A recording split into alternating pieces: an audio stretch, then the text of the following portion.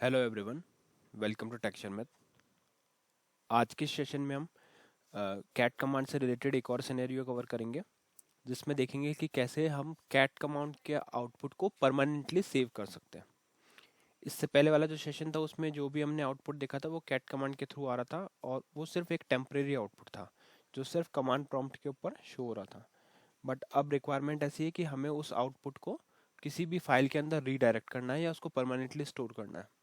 तो उस सिनेरियो में कैसे हम कैट कमांड का यूज़ करेंगे, ये आज का मेन टॉपिक रहेगा।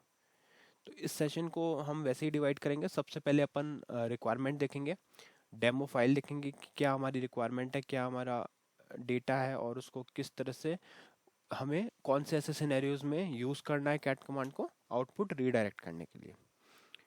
और फिर जब आउटपुट रीडायरेक्ट हो जाएगा तो उस फाइल का वर्क लिंक से भी उसका डेटा चेक करेंगे कि कैसे उसमें डेटा स्टोर हुआ है, क्या क्या वैल्यूज़ उसमें एज इट इज़ वो रिडायरेक्ट कर रहा है।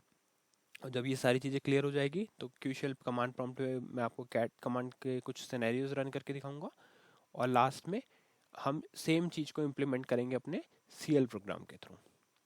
ठीक है, तो ये सारा जो प्रोसेस है वो हम इस सेशन के अंदर डिस्कस करने वाले हैं।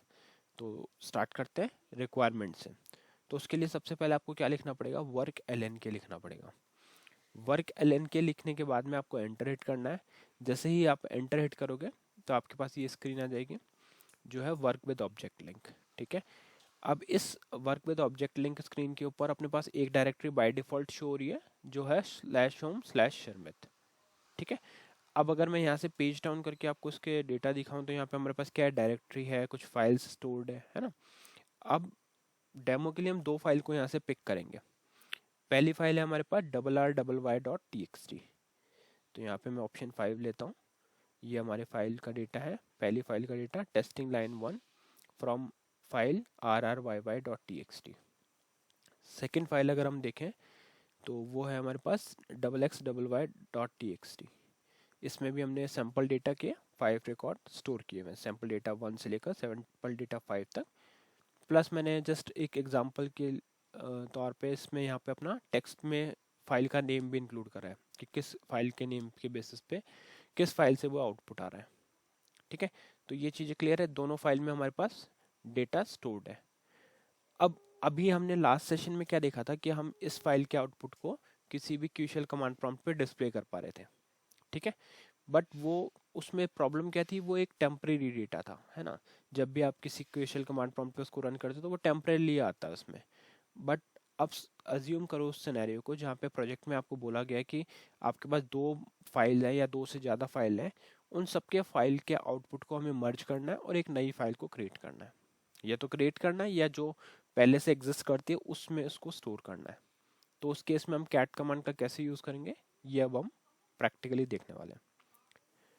तो उसके लिए हम क्या करेंगे, सबसे पहले यहाँ पे लिखेंगे वर्क QSH। ठीक है, QSH क्या करता है, क्यूशल कमांड प्रॉम्प्ट को ओपन कर देता है।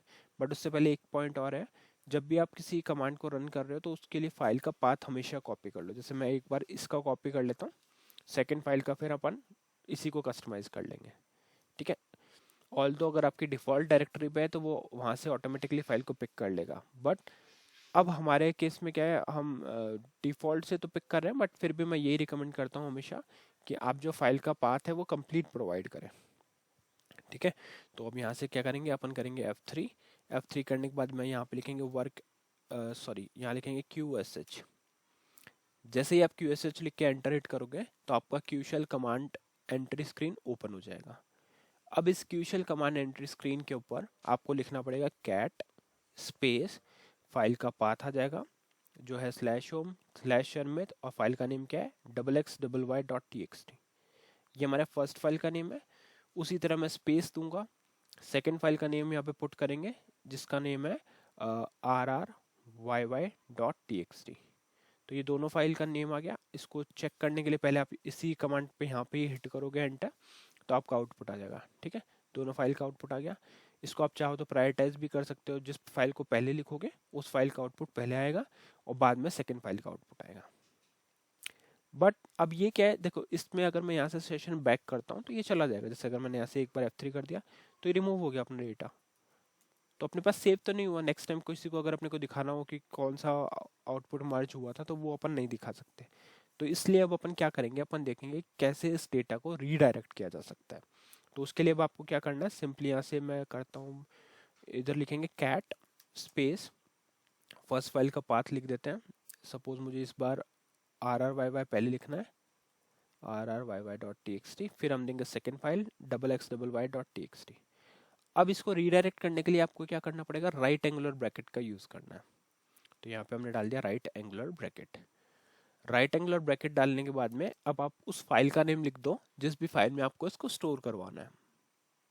तो सपोज मुझे एक नई फाइल क्रिएट करनी है, तो मैं यहाँ क्या लिखूंगा, AABB.txt। सिंटेक्स क्लियर है। कैट कमांड लिखना है, स्पेस देना है, फर्स्ट फाइल का पाथ आ जाएगा, स्पेस देना है, सेकेंड फाइल का पाथ आ जाएगा, और फिर स्पेस देकर आपको ये राइट एंगुलर ब्रैकेट शो करना है, और फिर आपको नई फाइल का नेम देना है जो है AABB.txt, और फिर सिंपली आपको एंटर हिट करना है। जैसे ही आप एंटर हिट करोगे तो आपके पास एक डॉलर साइन आएगा। इसका मीनिंग क्या हुआ कि हमारी जो कमांड थी वो सक्सेसफुली एग्जीक्यूट हो चुकी है। अगर यहाँ पे कुछ भी एरर या कुछ भी फेलियर होता तो आपको यहीं पे इसका मैसेज मिल जाता, बट अभी हमारे को कोई भी मैसेज नहीं मिला। इसका मीनिंग सिर्फ इतना ही है कि हमारा जो कमांड था वो सक्सेसफुली रन हो चुका है और उसमें कोई भी प्रॉब्लम नहीं आई। ठीक है, तो ये चीज़ तो क्लियर हो गई। अब हमें देखना है कि अगर इस कमांड को, जैसे हमने जो रन किया उसका आउटपुट आया कहाँ पे। तो एक तो ऑप्शन है, आप यहाँ पे डायरेक्टली देखो, यहाँ पे मैं अगर लिखूंगा कैट स्पेस AABB.txt और एंटर किया तो यहाँ पे आपको मर्ज्ड आउटपुट दिख रहा है। और जैसे कि अब ये एक फाइल है तो इस केस में अब ये टेम्परेरी नहीं रहा डेटा, है ना, ये परमानेंट डेटा है। आप चाहो तो उसको वर्क लिंक से भी दिख सकते हो। और कैट कमांड का एडवांटेज एक ये भी है कि आप सीधा क्यूशल कमांड प्रॉम्प्ट के ऊपर इस चीज़ को रन कर पा रहे हो। ठीक है, तो ये डेटा आ गया किस फाइल से, AABB.txt फाइल से। यहाँ पे अगर मैं बैक करके वर्क लिंक करता हूँ, वर्क LN के करता हूँ और पेज डाउन करूँगा तो यहाँ पे मेरे को एक और फाइल मिलेगी AABB डॉट, यहाँ पे आई थिंक वो ऊपर है। जस्ट हम उसको रिफ्रेश कर लेते हैं, AABB, ये रहा, है ना। ये वाला जो फर्स्ट फाइल है AABB.txt, ये हमारी वो फाइल है जिसमें अभी हमने आउटपुट रीडायरेक्ट किया। अगर यहाँ पे ऑप्शन 5 लेंगे तो इससे आपको दोनों फाइल का मर्ज्ड आउटपुट यहाँ दिख रहा है, जिसमें test line 1 from file, test line sample data from file, ये दोनों फाइल का डेटा यहाँ पे कंबाइन होकर आ रहा है। तो ये एडवांटेज रहता है कैट कमांड का कि इस कैट कमांड की हेल्प से आप दो या दो से ज़्यादा फाइल्स को मर्ज कर सकते हो और उस मर्ज फाइल को किसी भी फाइल में रीडायरेक्ट कर सकते हो, उसके आउटपुट को किसी भी फाइल में रीडायरेक्ट कर सकते हो। अब यहाँ पे क्वेश्चन होगा कि क्या हर बार हमें कैट कमांड का रीडायरेक्ट करने के लिए आउटपुट दो फाइल चाहिए? तो ऐसा नहीं है। अगर यहाँ पे मैं जैसे QSH लिखता हूँ, QSH लिखने के बाद में सिंपली आपको एंटर हिट करना है, फिर से कैट लिखना है। अभी हम सिर्फ एक ही फाइल का आउटपुट रीडायरेक्ट करेंगे, तो कैट, कैट के बाद में फाइल का लिंक पेस्ट किया, इधर रीडायरेक्ट सिंबल लगाया और यहाँ पे आ जाएगा AABB.txt और फिर एंटर कर दिया। तो इस बार सिर्फ हमने एक ही फाइल यूज़ किया, राइट। तो इस केस में अगर मैं फाइल को रिफ्रेश करके ओपन करूँगा तो ये देखो इसने क्या किया, उस पूरे डेटा को रिप्लेस कर दिया और यहाँ पे सिर्फ उस फाइल का डेटा शो हो रहा है जो भी हमने पुट की थी।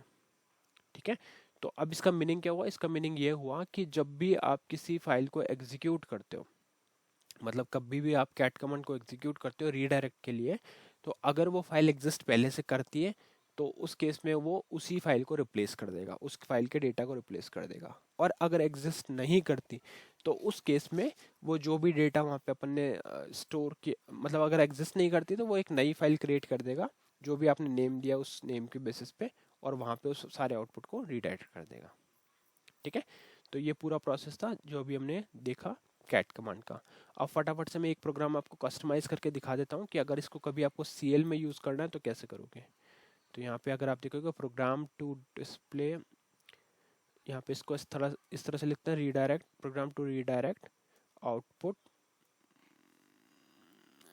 Using cat command. ठीक है, कैट कमांड से हम आउटपुट रीडायरेक्ट करेंगे। तो इसी, देखो सबसे पहले आपको वेरिएबल डिक्लेयर करना है, CHG var, कमांड का नेम, वेरिएबल टाइप, स्टोरेज और लेंथ आ गया। फिर इसके बाद में सी एच जे वाइल्ड लिख के F4 करना है। यहाँ पे आपका पूरा जो वेरिएबल का कैट कमांड दोनों फाइल का नेम विद पाथ, और यहाँ हम दे देंगे आउटपुट AABB.txt और फिर एंटर करना है। ठीक है, बाकी कोई कस्टमाइज नहीं करना, जस्ट आपको फाइल का नेम और ये एंगुलर ब्रैकेट यहाँ रखना है, और फिर strqss से आप इस आउटपुट को एग्जीक्यूट करवा सकते हो। ठीक है, तो यहाँ से कर देंगे इसको कंपाइल और कॉल। कॉल हो गया, मतलब इसमें कोई इशू नहीं है, अदरवाइज इसमें एरर आता।